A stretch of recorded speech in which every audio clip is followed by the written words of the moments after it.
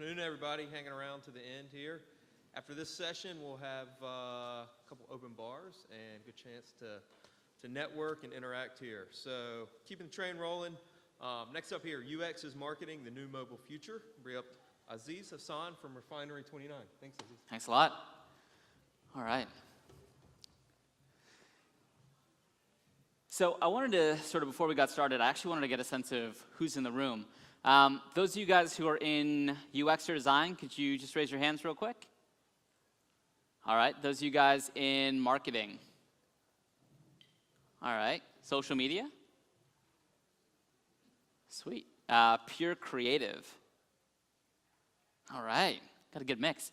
Well, all right. Before I sort of dive into who I am and tell you guys a little bit about me, let's start with who I'm not. I don't know if you guys have seen The Fifth Element.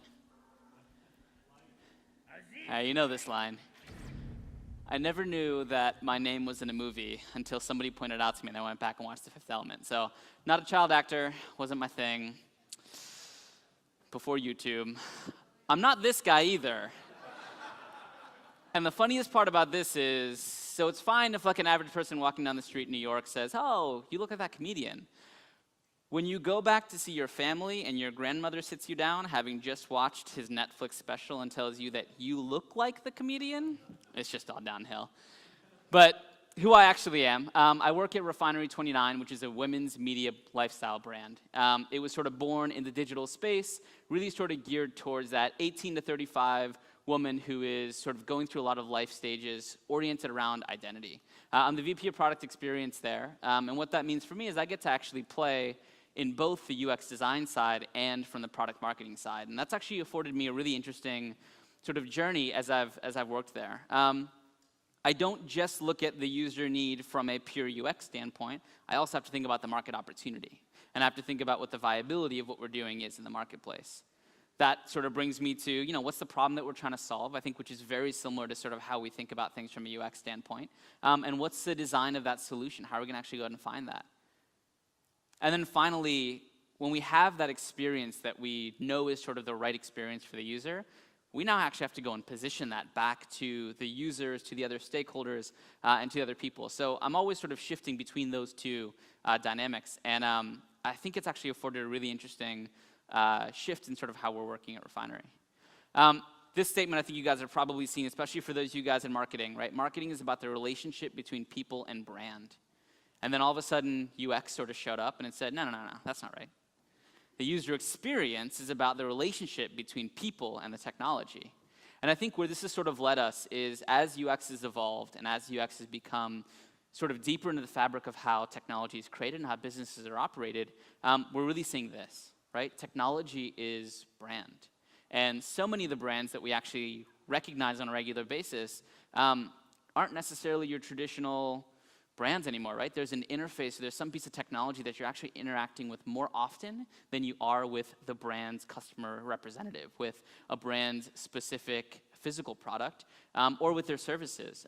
These are three of my favorite. I think you guys all know them well, but Uber was interesting where you have a bunch of distributed drivers, right? Everybody can now have a black car. And the way that I do that is through my phone. That's crazy. Instagram has been great because it's allowed people to actually become creators, artists, and tastemakers on their own at the luxury and sort of convenience of their time. And a personal favorite is Evernote. It's like literally how I get through a day nowadays because I can't keep all this stuff in my head anymore. But I spend so much time working with that sort of digital interface and paper is sort of not a thing for me anymore. And those are brands that I naturally just have an emotional connection to, although I'm not seeing somebody from their company on a regular basis or interacting with their physical products. So I think what it's doing is it's actually putting us into a place where the evolution is shifting from a world of where we used to be able to create demand and create desire, and I think that was very much a traditional sort of marketing perspective, to designing for the need and understanding what that customer's need actually is. Traditional marketing, there's sort of four things that I think we sort of think about, right? Marketers have the power. They step out there, they're going to tell you what you need to have. Development back then was independent completely from the marketing. So you actually have pretty siloed companies. You'd have departments that were creating things and departments that were marketing them, and they never really connected. And the true sort of value of that product wasn't always articulated. And there was a focus on brand, right? Brand was king. And advertising was your means of getting your communication out there. What we see, I think, now in today's approach is that the users have the power. Development is actually impossible to separate from marketing because so much of it is ingrained in the actual technology itself. And the focus is on passionate users. And those passionate users are actually becoming the ones that are being sort of the identifiers of your brand and actually carrying that brand through. And they're doing that through being brand evangelists. And they're actually becoming sort of these, independent walking marketing cycles for us. I was recently sort of digging around as I was thinking about this topic, and Seth Godin was, I think, in Boston, sitting with like a small incubator, an accelerator, and they were just talking about the different things about like what does a product do and what is it meant to be. And this quote just sort of, struck me because it was the product and the marketing are the same thing. And I think a lot of us sort of intrinsically feel that, but it's always hard to figure out what that means. And I think the idea of splitting them apart is making a huge mistake. Now, it's a bold statement, but what I've seen is the tighter you bring those things together, the better sort of your end product can become, and the better your inputs for that product actually are as well. So we use sort of 3 principles that guide us. They're not rocket science by any means, but I'll sort of go over them, and I'll give you a couple examples of how I see them either working in the world today or how we are sort of trying to do it at Refinery. The first one is there's an end user, and we're always going to be fighting for them, but they're also part of an ecosystem. And I think sort of that singular sort of focus on an end user has been so much of where we've been and how it's really helped us focus in what we're designing and the technology we create for. But understanding the ecosystem that sort of that user lives within actually helps you make better technology. So from a Refinery standpoint, we're sort of a content brand, right? So we've got our audience, they're the end user, they're the readers that we have. Then we've got the people actually creating content. Those folks are distributed. Some of them are in our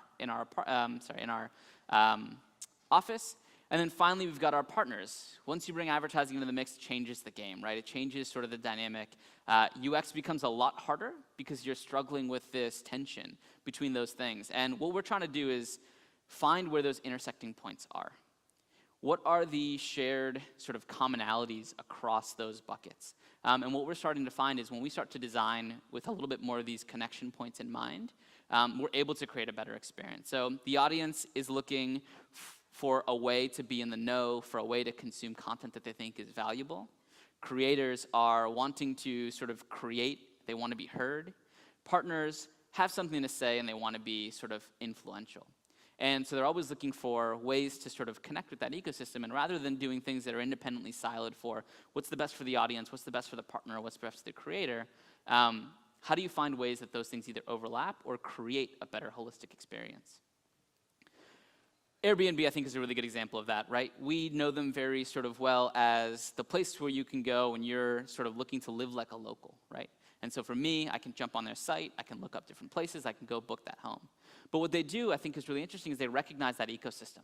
And they think about that ecosystem as more than just the end user, the traveler who's going to be staying in someone's home. They think about how do they make that experience great for that end user, but how do they empower the person who's the host in order to do that? So they have this quick little guide on the video checklist, right? How do you make your home, how do you make your Airbnb better for you and better for the end user to understand what the value is of where they're going. So they've got, use natural light, be really humorous, be courteous, and they let that sort of permeate through the ecosystem. Another example of a brand that does that is Spotify. So Spotify, music can be everywhere. Everybody's going to have access to music now. When you think about the flip side of that is what are the artists doing and how are they actually connecting? So they have a whole section about the Spotify artist blog. And it's allowing them to sort of think through how they can put their music out there in a meaningful way, and they actually connect them with the data on how that's doing to make sure that the full ecosystem is sort of well connected. The second thing is make the user part of the experience. This one I think is they're inherently a consumer of that experience, but actually ingraining them into the experience is something that I think is you can get a little bit deeper with. Products are becoming a constant marketing channel. When you think about what you are willing to tell your devices, it's really interesting. You're willing to tell your device more secrets than you're willing to tell your spouse.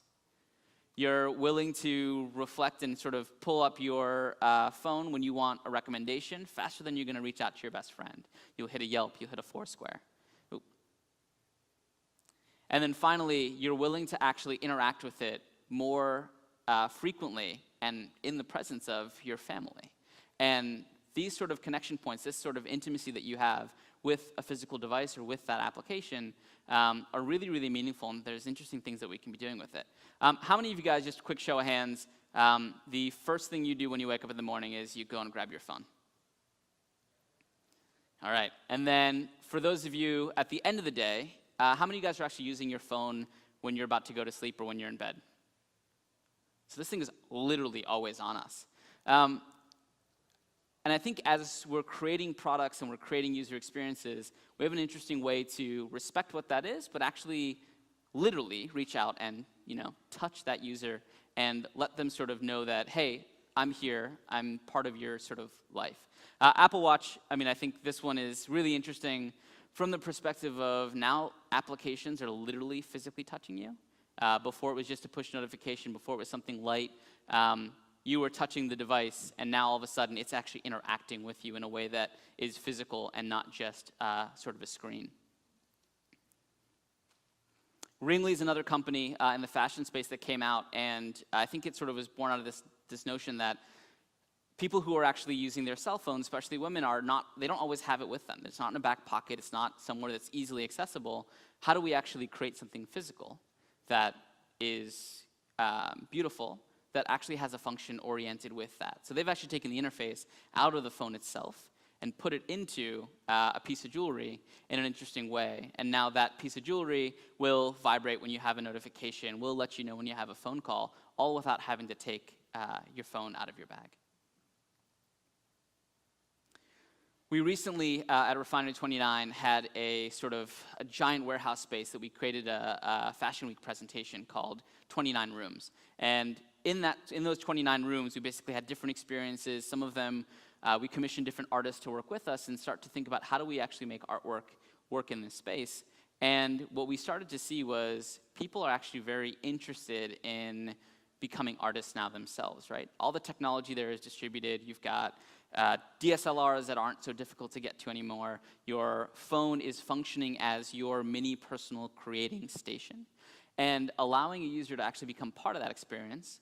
So not only were the artists creating the rooms, but the people coming to those rooms were actually able to create art with themselves in it. And that actually drove a lot of why they wanted to share and how they were going to connect with other people. We created a little room called Vote Your Values, and we just had a very, very simple app that we stood up. It was sort of a confessional style. We had 4 booths in there, and it just asked a very simple question. If you have 45 seconds, what would you tell the president? And somebody would go in there, they would hit record, and all of a sudden now they have their canvas and they have their ability to sort of speak their mind and actually create. And what we're going to be doing with these videos is come sort of the beginning of next year is we're actually taking those videos and we're going to string them together as part of sort of that content. So people being able to be part of that experience and actually utilizing technologies to get themselves into the experience is a really great way to bring somebody in and actually allow them to market for you. And finally, come with a point of view. And I think, especially when you're thinking about a focused sort of experience on a very small screen. So how many of you guys have ditched an app because you didn't know what it was supposed to do? So much of the experience now is actually what you make your decisions based on over the actual value that that application or that experience might be creating. And I've found it many, many times myself, too, is where I'll just pick up an application and try it out. And if I don't get caught within that first 7 seconds, I'm going to ditch it. And the fear there, I think, from a brand perspective is once you lose that person, they're actually never coming back. It's very, very difficult, and the friction is very, very real to get them to come back. But in those first 7 seconds, when you have that opportunity to make that impression, capitalizing it and using sort of user experience to allow you to do that has compounding effects because they turn from somebody who would be someone who abandons to someone who actually becomes a loyalist or an evangelist. And I think you can do it in sort of 2 ways. One is sort of at the micro level and really just focusing on small sort of UI elements that actually start to remove the friction. Mint.com, I think, has been a really great one. Their application is exceptionally seamless. The minute you get up there, the information that you need is presented in a meaningful way that you can actually make sense of your personal finances, which is a pretty daunting thing. We're playing around with some little things as sort of a content site where we're working with just the notion of perceived performance and starting to think about how, when a user interacts with our interface, what signals are they giving us, and how can we actually respond back to them. So what you're seeing here is something just as simple as a light animation, that as you're panning through content, that content seems like it's coming in fresh with just a light animation. Specific gestures that you're using when you're scrolling up and down trigger different types of menus and different types of options. And those little elements start to make somebody say, oh yeah, you get me a little bit more. It's a little bit more personal for them. I think it can also be as big as owning a life moment. Citymapper is this application that really sort of focuses in on the commuter and what they're dealing with and how they're sort of, what they're sort of challenged with. And one of the interesting things that they do is they don't just give you the directions for how to get from one place to another. They actually tell you things like right down there where it says the Metropolitan stop, they have that little green highlight. It actually is telling you which car within the subway to get into, because it's going to be the most beneficial for you, and it's going to actually cut down your time. I've had it where it sort of told me, like, sit to the back of the station, go to the last car, and then jump across to the first car of the other side. And these little sort of things are owning a full sort of life moment, and they have a very clear point of view in what they're trying to own and how they're going to make my life better. So some quick sort of good reads. Importance of user experience for digital marketing. ClickZ wrote this. Some of the stuff that I wrote here was a little bit referenced in there as well. You're a marketer, deal with it. Guy Kawasaki is taking sort of a strong stance that everybody is a marketer, which I think we all sort of feel like at times. And the final one is why UX is really good marketing. And 52 Weeks of UX sort of pulled that up. And they talk about the notion that those two things are sort of inextricably stuck together and tied together. So thank you guys very much. I wanted to open it up for questions if you have any. And you can reach out to me. My Twitter handle is up there and my email as well. Thank you guys very much.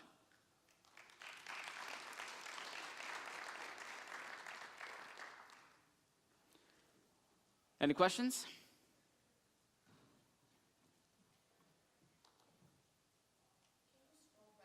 Sure.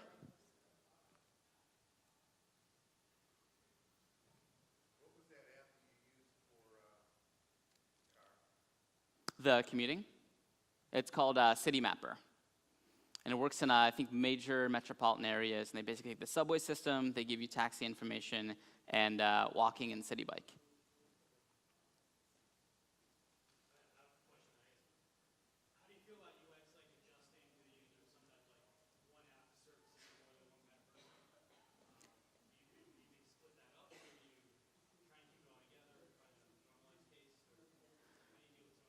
Yeah, so I think the way to approach it, one is, I think for an app that tries to do everything is always going to be very challenging. Finding where those connection points between those users are, what are the shared concerns of theirs, I think is where you can start as far as making sort of big changes within your application. And then I think based on the intent that a user makes after that, you can start to personalize that. So you can have certain elements. So in content reading, for example, something simple is when a user starts to scroll back up, that the navigation actually re-shows. But when they're reading a piece of content and they're scrolling through, that navigation disappears. So elements that don't necessarily need to constrain the UI are gone, but once they make that intent, now we're surfacing a reader who's either bored or is finished with that piece and wants to sort of continue to move on.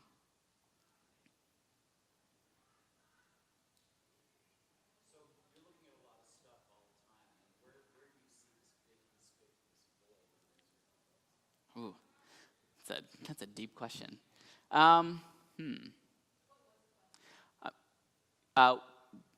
Seeing that we see a ton of content and we're sort of interacting with a lot of experiences, where do we see the void in user experience?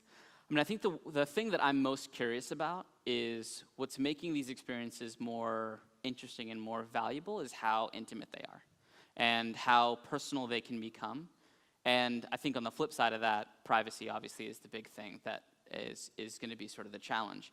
I do think that the more connected and the tighter that intimacy can start to feel with the user, the better it comes. But that friction and figuring out the way to alleviate that friction, I think, is going to be the hardest part. I recently got the Amazon Echo, And my wife was totally not interested because the whole notion of something that's sitting there theoretically recording all of everything, all the sound that's going on in there. But after using it once or twice, now it's become something that's created value in our home. Our lights are connected to it.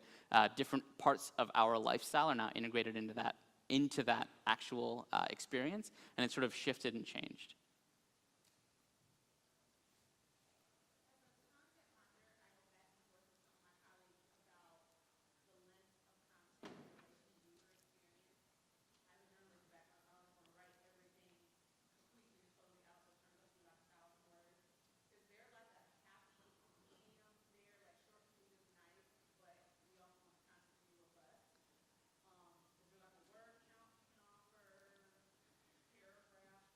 Yeah, I would say that. So I would say that it's if the narrative is engaging, obviously someone's going to stick through it, and depending on the type of content that you're creating, it shifts. And then shifting from desktop to mobile obviously makes a big difference, right? Stuff that felt like it was a short paragraph all of a sudden becomes like 7 scrolls long.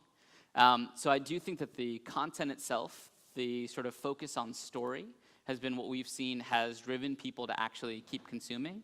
But for things like slideshows, for example, we'll actually only peek some of the captions, and then we'll actually put a little read more button there so the user can take action if they want to read more content based on that slide, and let them sort of continue through. So we kind of use that 5-second rule of what are they going to want to see if they're just skimming through, and how do we surface that primarily, and then what are the other interaction points or the other signals they can give us if they want to read more.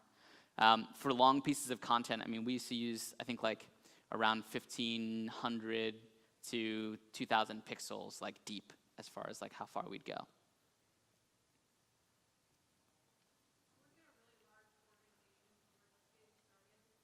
Mm-hmm.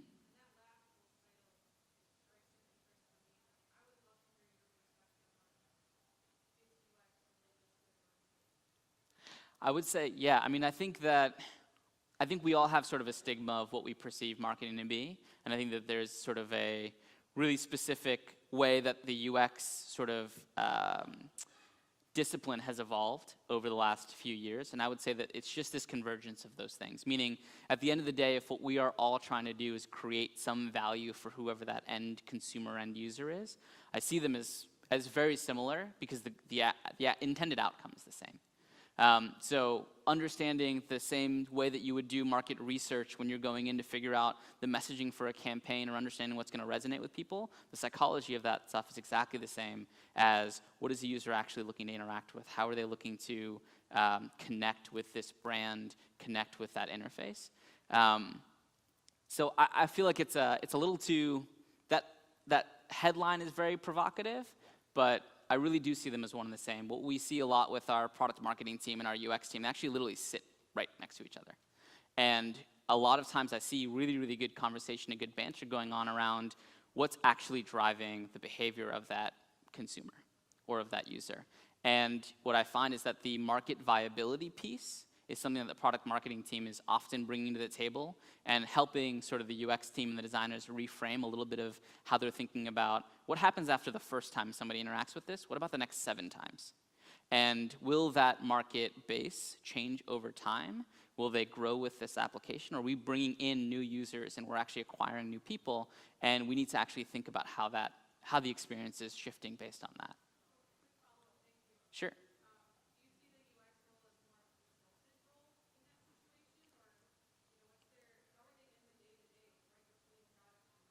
Yeah, so I would say that they're like directly collaborating. Now, what we do have at Refinery is we have a separate marketing team that's really focused on growth and audience acquisition. The product marketing team is sitting within technology, and they're actually thinking about the products that we're creating and the positioning that goes around them. So they're an equal sort of contributor in the life stage of creating that product, everywhere from sort of the initial discovery and inception of that idea down through to the end of development when we finally launch that product and we're positioning it. So a lot of the language, a lot of the sort of positioning is actually baked earlier on within the actual development of that product, alongside the UX, alongside development and product managers. Mm-hmm. Any other questions? All right. right. Well, thank you guys very much. Looks like it's happy hour time.